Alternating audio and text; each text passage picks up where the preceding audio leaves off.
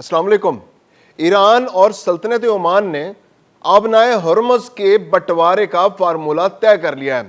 اور ایک دو روز میں یا چند روز میں اس کا باقاعدہ اعلان ہونے والا ہے۔ یعنی آبنائے ہرمز جو اسٹریٹ آف ہرمز ہے، جو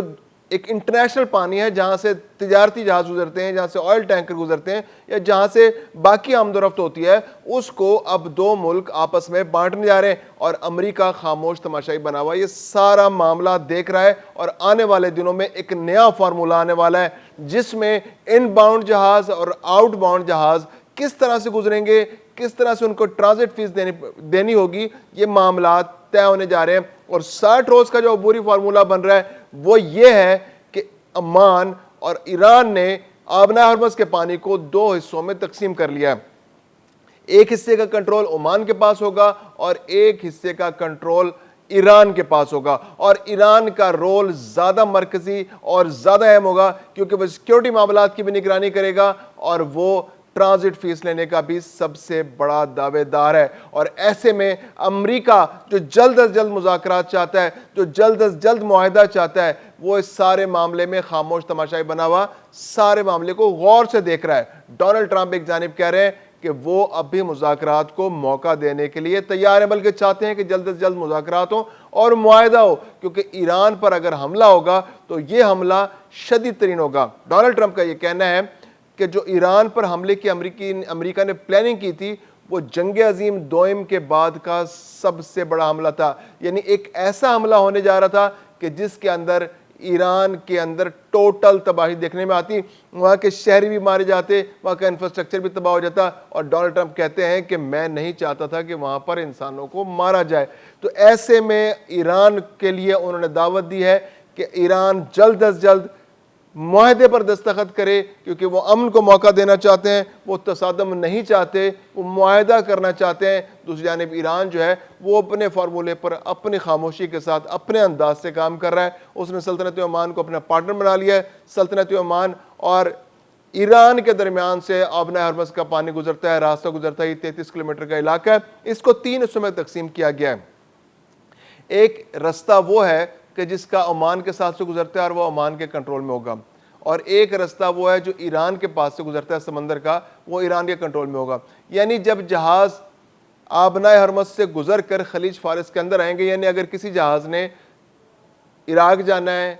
کویت جانا ہے، قطر جانا ہے، متحدہ عرب امارات جانا ہے، بحرین جانا ہے، یا ایران کی کسی بندرگاہ پر جانا ہے، یا سعودی عرب کی کسی بندرگاہ پر جانا ہے، کسی مشرقی بندرگاہ پر جانا ہے، تو اس کو آبنائے ہرمز سے گزرنا ہوگا۔ اور آبنائے ہرمز سے گزرتے وقت اس کو ایران کے پانیوں میں سے گزرنا ہوگا، اور ایران کے پانیوں میں سے جب وہ گزرے گا تو ایران کے پانیوں میں اس کی سیکیورٹی، اس کی نگرانی ایران کرے گا، اور وہ وہاں پر اعتراض بھی کر سکتا ہے کہ مجھے یہ جہاز کو نہیں گزرنے دینا، یا اس جہاز کو گزرنے میں مجھے کیا خدشات ہیں، تو وہ ایران اپنے کنسرنز وہاں شو کر سکتا ہے۔ یہ وہ فارمولہ ہے جو عمان اور ایران کے درمیان طے پایا ہے۔ ابھی اس کو انٹرنیشنل اکنالج کیا گیا ہے یا نہیں کیا گیا، یہ ایک علیحدہ بحث ہے، لیکن یہ وہ فارمولہ اس پر یہ دو ملک تقریباً پہنچ چکے ہیں۔ اور دوسری جانب جب جہاز یہاں سے اپنا سامان لے کر یا خالی یہاں سے یہاں جائے گا اور اس کو آبنائے ہرمز سے گزر کر باہر جانا ہے، کھلے سمندر میں جانا ہے، تو وہ عمان کے پانیوں سے گزرتا ہوا گزرے گا، اور وہ عمان اس کو نگرانی کرے گا۔ یہ عمان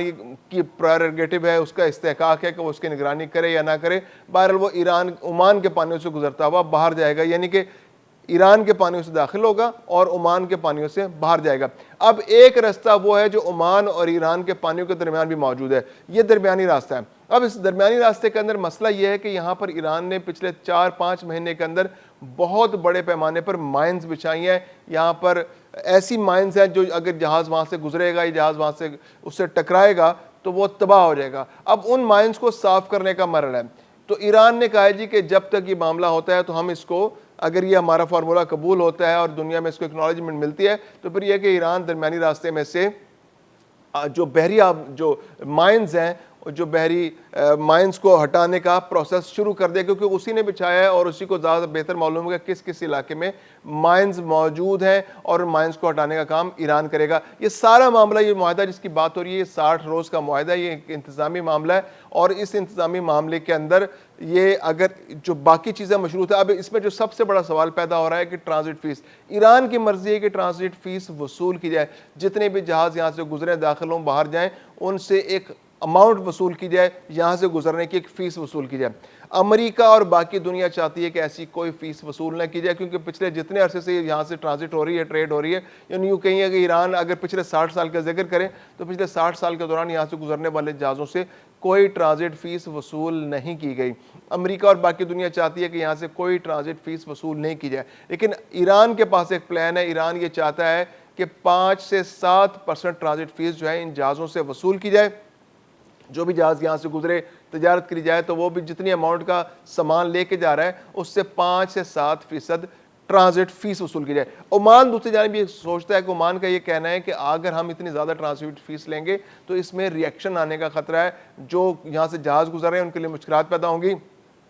یا تو وہ متبادل علاقوں میں جانا شروع کر دیں گے، یا پھر کوئی تصادم کی صورت پیدا ہو سکتی ہے۔ تو ایسے میں ٹرانزٹ فیس کو کم سے کم رکھا جائے۔ عمان کی جو تجویز سامنے آئی ہے وہ یہ ہے کہ 3% ٹرانزٹ فیس وصول کی جائے۔ اب ایران کا یہ کہنا ہے کہ ابھی تو ہم ٹرانزٹ فیس اس 60 دن کے اندر نہیں لے رہے، لیکن آنے والے دنوں میں تجارتی ماحول کیا ہوتا ہے اور امریکہ کا رویہ کیا رہتا ہے، اس پر انحصار ہے اس بات کا کہ یہ فیس کتنی زیادہ ہوگی یا کم ہوگی، یا اس کو کس طرح سے وصول کیا جائے گا۔ زیادہ امکان یہ ہے کہ جہازوں سے کو کہا جائے گا کہ والنٹیرلی وہ کوئی فیس دینا چاہیں تو وہ ضرور یہاں سے دے کر گزریں، تاکہ یہاں کے معاملات کو درست انداز میں چلایا جا سکے، ٹرانزٹ کے معاملات درست رہیں، یہاں پر ایک نگرانی کا میکینزم بن سکے، یہاں سے جو بھی جہاز گزرے ان کی نگرانی ہو، ان کے لیے کوئی سیکیورٹی مسائل پیدا نہ ہو۔ تو اس سیکیورٹی مسائل کے لیے ایک اماؤنٹ ٹرانزٹ فیس جو ہے یہاں سے دی جائے۔ یہاں پر جیسے مائنز کو صاف کرنے کا معاملہ ہے، تو ایران کے لیے بہت ساری مشکلات ہے۔ پھر یہ کہ ایران کو کافی زیادہ نقصان اس سارے معاملے میں ہوا ہے، اس کے بندرگاہوں کو کافی نقصان ہوا ہے، تو اس کا انٹرسٹ یہ ہے کہ جو نقصان اس کا ہوا ہے تو اس ٹرانزٹ فیس کے ذریعے اس نقصان کو پورا کیا جائے۔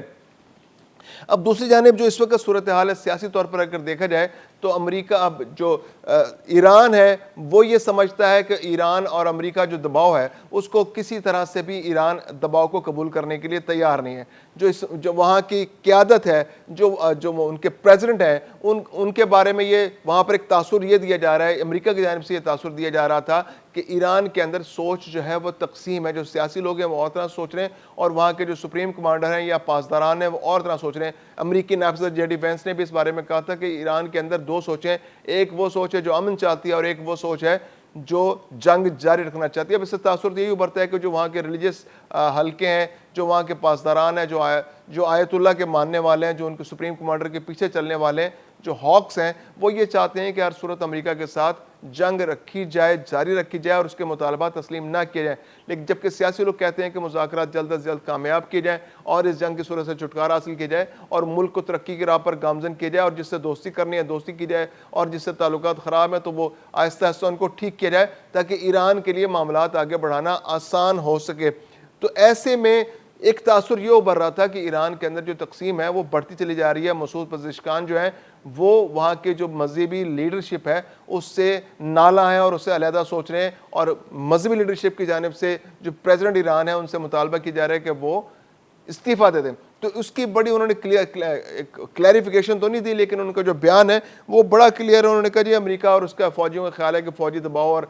تقسیم کے ذریعے وہ ایران کو جھکانے میں کامیاب ہو جائیں گے، تو ایسا کچھ نہیں ہے۔ مذہبی قیادت اور سیاسی قیادت جو ہے ایران کی وہ بالکل ایک ہی پوائنٹ آف ویو ان کا ہے، اور کوئی تقسیم نہیں ہے، اور وہ ایران کے تحفظ کے لیے آگے بڑھ کر تمام سازشوں کو ناکام بنانے کے لیے تیار ہیں۔ انہوں نے کہا جی کہ جو نئے سپریم لیڈر ہیں ان کے تحت ملک متحد ہے، اور ایران کسی بھی ہنگامی صورتحال یا کسی جنگی صورتحال سے نمٹنے کے لیے پوری صلاحیت رکھتا ہے اور اس کے لیے پوری طرح تیار ہے۔ تو یہ جو آبنائے ارمز اور جو سیاسی صورتحال ہے یہاں پر کچھ بہتری ہوتی دکھائی دے رہی ہے، اور یہ جو معاہدہ ایران اور